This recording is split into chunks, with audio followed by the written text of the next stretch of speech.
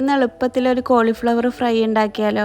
അതിനൊരു പാത്രത്തിലേക്ക് കുറച്ച് വെള്ളം എടുത്ത് കുറച്ച് ഉപ്പും കൂടി ഇട്ട് കൊടുക്കാം.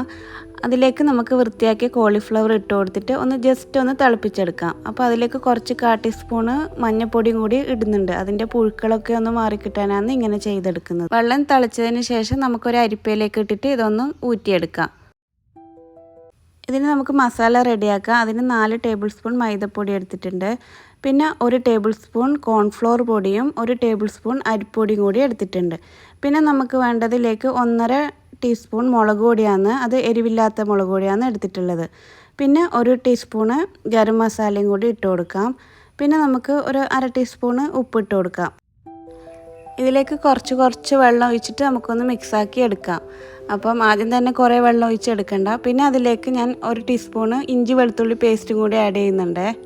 ഇവിടുത്തെ കുട്ടികൾക്ക് ഇത് ഭയങ്കര ഇഷ്ടമാണ്. ഞാൻ ഉണ്ടാക്കിയിട്ട് പ്ലേറ്റിലേക്ക് ഇടുമ്പോൾ തന്നെ പ്ലേറ്റ് കാലിയാകും, അത്രയ്ക്കും ടേസ്റ്റാണ്. എപ്പോൾ ഉണ്ടാക്കുമ്പോഴും എനിക്ക് തന്നെ കഴിക്കാൻ കിട്ടലില്ല. എന്താ വെച്ചാൽ അന്നേരം തന്നെ പ്ലേറ്റ് എല്ലാം കൂടി കാലിയാക്കി തരും.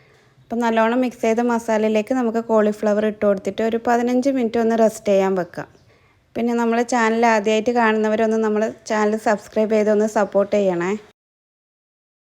അതുപോലെ നിങ്ങളുടെ അഭിപ്രായങ്ങളൊന്ന് കമൻറ്റ് ചെയ്യണേ. അത് നല്ലതായാലും മോശമായാലും കമൻറ്റ് ചെയ്യാൻ ആരും മടിക്കരുത്.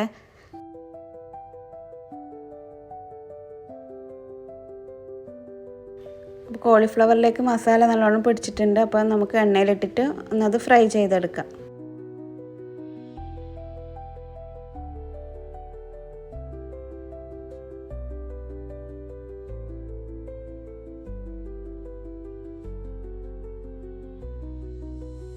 അപ്പോൾ നല്ല അടിപൊളിയായിട്ട് ക്രിസ്പി ആയിട്ടുള്ള കോളിഫ്ലവർ ഫ്രൈ റെഡി ആയിട്ടുണ്ട്.